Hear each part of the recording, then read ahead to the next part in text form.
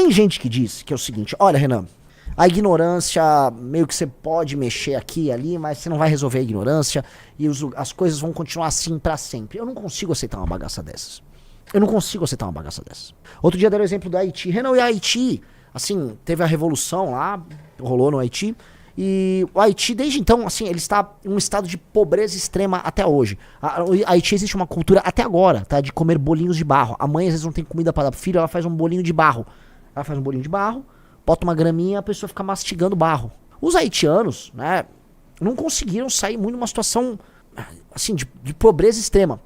E aí fica o primeiro mundo, né, a galera de elite fazendo apresentadores de TV, aquele lá é tem o Conan O'Brien, aquele é o... Até deixou de ser tão woke. Aí, Haiti is great already. Tipo, o Haiti já é grande. O Haiti não é grande, o Haiti é inferno na terra. O Haiti é um dos piores lugares pra você botar o seu pé no mundo. O Haiti é um inferno, tá? Se um dia Deus quis dar uma amostra grátis do que é um inferno, ele montou o Haiti. E tem gente que fala, Renan, não há o que fazer no Haiti. Não tem recurso natural, não tem nada. Aquelas pessoas são pobres, ignorantes, violentas, elas estão lá permanentemente se explorando e se matando, não há o que fazer. E aí tem gente que importa esse pensamento pra cá, não há o que fazer com o Brasil. Não há o que fazer com o Brasil? Lógico que há o que fazer com o Brasil, sim. Lógico que há e nós vamos fazer. E isso é um reducionismo em que você começa a desistir das coisas. Um sistema de, assim, pra gente entender, sistemas de relações sociais podem ser mais ou menos eficientes, podem ser mais ou menos justos, podem ser mais ou menos corretos. Quando a gente cria um set, né, uma determinada lista, vamos dizer, como se fosse um set de programação, e aquelas pessoas numa determinada comunidade começam a viver um tipo de programação ruim. Eu vou dar um exemplo. Nós brasileiros costumamos levar uns aos outros a erro, porque nós acreditamos que ser sinuoso, ser malandro é uma espécie de uma vantagem. Nos é ensinado isso, a lógica do otário e do malandro. Nós brasileiros achamos que fingir e demonstrar ser é melhor do que ser efetivamente. Nós brasileiros internalizamos certos sistemas de relações hierárquicas e legítimas. E aí nós não conseguimos confiar nos outros. Isso é uma cultura, a gente pode falar, mas é também uma estrutura que é oriunda do nosso processo de colonização, que definitivamente não funcionou. E isso não dá pra ficar sendo, vamos dizer, mantido e comemorado. Isso precisa ser alterado. E não há como não se alterar, não há como se alterar isso sem, em alguma medida, a presença do próprio Estado. Por isso que eu não acredito, honestamente, aqueles papos, não, é só deixar o indivíduo livre. Que vai fazer. Não, o indivíduo, ele é parte de uma comunidade, é parte de uma determinada cultura, e se aquelas relações sociais e culturais estiverem acontecendo e não redundem em muita coisa, não imagine que é o Estado o maior do problema. Também não imagino que o Estado é a grande solução, mas definitivamente ele também pode ser parte da solução e não só parte do problema. O Estado hoje, além de ser parte do problema, ele não auxilia em nada para ser minimamente parte da solução. E nesses lugares mais pobres, mais ainda. Então a gente pega o exemplo dessas cidades muito pobres, desses municípios todos perdidos pelo Brasil, estados inteiros, regiões inteiras, tá? Em que o nosso recurso das pessoas mais produtivas, ele é vertido lá, é jogado sem nenhuma obrigação de resultado, sem nenhuma obrigação de melhoria. E isso está cobrando um preço geracional. E é um preço que as pessoas na federação estão falando, não vale a pena. Não vale a pena. Quando eu falei esse discurso, ele está começando a ficar cada vez mais forte, que não vale a pena hoje para um brasileiro viver na Federação Brasil, é porque todo mundo está percebendo isso. As regiões já se odeiam, se xingam mutuamente. As regiões mais produtivas já estão de saco cheio de pagar pelas menos produtivas. As regiões menos produtivas não estão dispostas a alterar, inclusive parte da população, o seu modo de vida. E pelo contrário, elas querem mais benesses ou elas continuam votando nas mesmas lideranças. As lideranças, elites políticas desses lugares mais pobres estão felizes com isso. E as pessoas que moram nas regiões mais produtivas votam em otários e picaretas e malandros, a.k.a. bolsonaristas, pra ficar claro, tá? Pra representar seu interesse.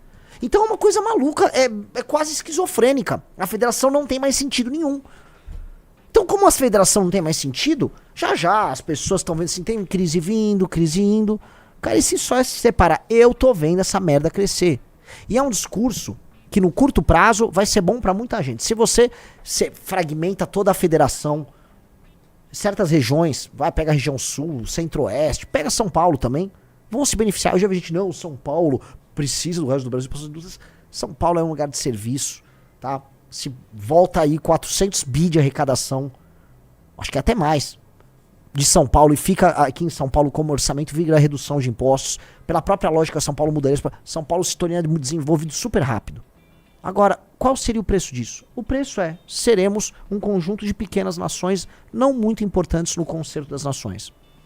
Ah, mas as pessoas, algumas pessoas aqui vão falar, ah, mas Renan, eu só quero viver melhor. E talvez queiram. Por exemplo, se eu for pro Uruguai, realmente vive-se muito melhor. Come-se melhor no Uruguai, anda-se na rua no Uruguai. É uma sociedade mais justa. Chile. Agora, o Brasil, Dom Pedro I, né, os nossos pais fundadores, José Bonifácio, o esforço em manter as colônias portuguesas juntas, ambicionavam um Brasil imperial que projetava poder para o mundo. E não um Brasil, uma nação de pessoas que se odeiam. O Brasil não é para ser um lugar em que o Pará exporta a sua população para Santa Catarina. O Brasil tem que ser um lugar em que o Pará dá certo. O Brasil não tem que ser um lugar em que o Maranhão fica pedindo dinheiro da federação para que seus políticos roubem e a sua população continue semi-alfabetizada. Quando alfabetizada? O Maranhão precisa ser rico e exportar coisas para os Estados Unidos que nem está muito longe dali. Bahia não tem que ver Salvador perder sua população. A Bahia, que sempre foi um dos estados mais importantes dessa nação, tem que voltar a sê-lo. Não era pra ser essa merda que tá. Não precisava ser. Você é um cara de Santa Catarina, você pode viver como alguém em Santa Catarina, numa federação que o cara tá morando lá no Maranhão e ambos estão felizes, cada um com a sua cultura, que será diferente entre si, será necessariamente diferente entre si. Agora, esse era um desenho de uma nação que projetaria poder pro mundo. O arranjo dela hoje não projeta poder nem pra dentro. E as pessoas se odeiam, os estados vão perdendo as suas identidades. E aí se você abre a boca pra falar sobre isso. Você vê, eu joguei essa, o Ricardo Ribeiro mandou, sempre é bom saber a hora de desistir, bora virar Uruguai. Eu tô vendo isso crescer. Eu tô vendo. Eu acho que se fizesse hoje um plebiscito no Brasil, a gente sabe muito bem que as regiões se separariam. Claramente isso aconteceria. E eu entendo quem tá com raiva. Eu entendo um catarinense ou um paranaense putos, porque não tá valendo a pena sustentar essa brincadeira. Eu entendo o pessoal de São Paulo puto. Não entendo o gaúcho, porque vamos lembrar, o Rio Grande do Sul é sustentado, assim, o Rio Grande do Sul é dos estados que mais deve pra federação. Minas acho que também tá nessa situação. Então eu olho e eu jogo isso aí. Isso é um problemaço. E num mundo novo que tá pintando, esse mundo aí do Trump, esse mundo que tá pintando do Trump doidaço e tal, meus amigos, esse jogo vai ficar feio. Pega com o Renato. Lembra que eu falei pra vocês, ó, esse mundo novo que tá vindo aí, já essas potências se interessam por algo no Brasil, esses caras fragmentam a gente. Lembra que eu falei? Lembra que eu tô quase profetizando isso? Você viu que o Alckmin discutiu com os Estados Unidos, Riso? Uhum. Pega aí, vamos botar na tela. Veja o que eu tô falando. Tá? Vejam o que eu vou falar aqui. Vocês vão falar, puta que pariu, Renan. O Alckmin conversa com... Ali, até Alckmin encontraria Lula sobre negociar minerais críticos com os Estados Unidos. No final do dia, o Alckmin foi... O Eduardo Bolsonaro e o Paulo Figueiredo disseram que os Estados Unidos não aceitariam conversar com o Alckmin, lembra? Pois bem, receberam o Alckmin. Alckmin foi recebido lá nos Estados Unidos.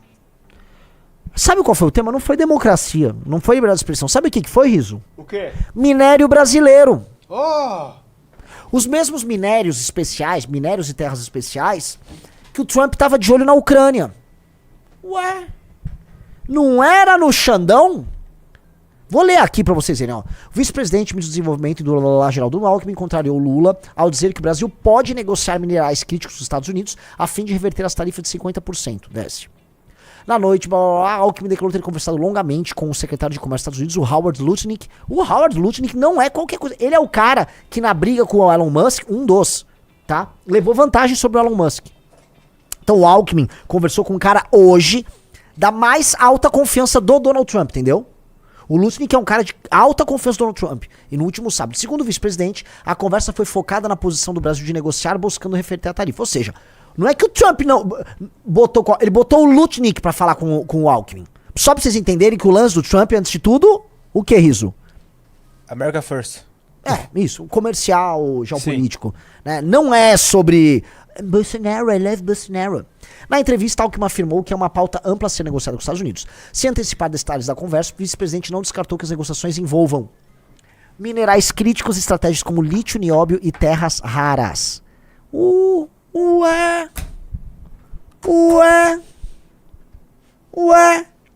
Veja, esses são os mesmos materiais que o Donald Trump topava lá naquela treta Ucrânia versus Rússia.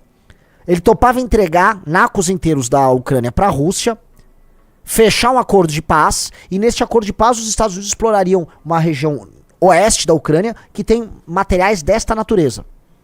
Lítio, etc. Lítio que faz bateria. O tal do nióbio, né, que o Bolsonaro tá falando, nióbio. No fim das contas, como eu já falei aqui, por favor, quem lembra disso, digita 1, nossos espectadores.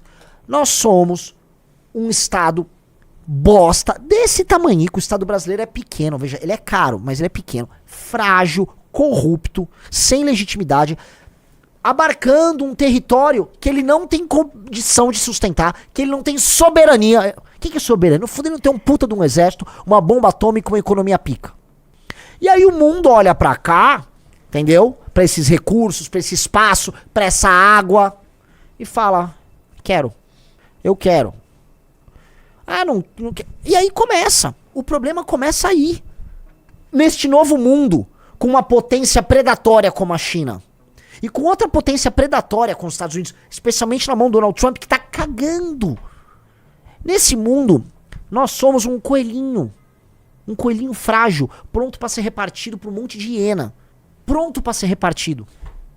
Esse é o Brasil frágil, que pode, eventualmente, do nada, as potências interferem aqui e ali, financiam um grupo.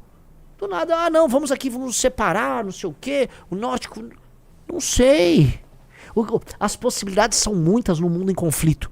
Nesse mundo em conflito, e a única certeza que nós temos é que o mundo dos próximas 2, 3 décadas será completamente diferente daquele mundo que existiu entre 1945 e 2024. Esse novo mundo que vem nascendo, o Brasil não está pronto.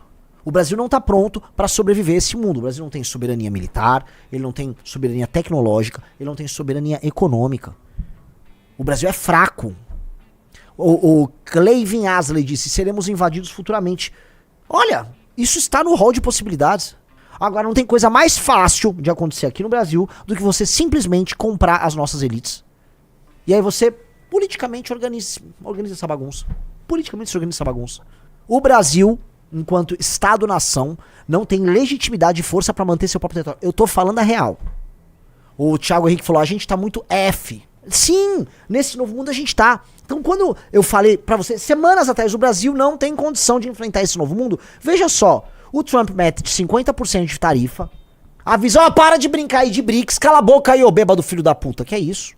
Fingiu lá, é isso, depois que o Bolsonaro. E não se esqueçam que se fosse o Bolsonaro na presidência, ele tava fazendo a mesma coisa, talvez de maneira mais suave, ou simplesmente tratando o Bolsonaro como um submisso, como ele faz com o Milley. O Milley é assim, Trump, como eu posso agradá-lo mais? E aí, veja só os interesses materiais estratégicos para eles. Isso porque a China, tá? Não só ela, a China e a Rússia. A China no próprio território, a China é uma nação muito rica. A China tem um dos maiores territórios do mundo. Se eu não me engano, o quê? A China é o terceiro maior território do mundo, Riso? Deve ser. Me corrijam aí, eu acho que é a Rússia, Canadá, China, Estados Unidos, Brasil, Austrália e Índia. E depois a Argentina. É isso? Me corrijam aí.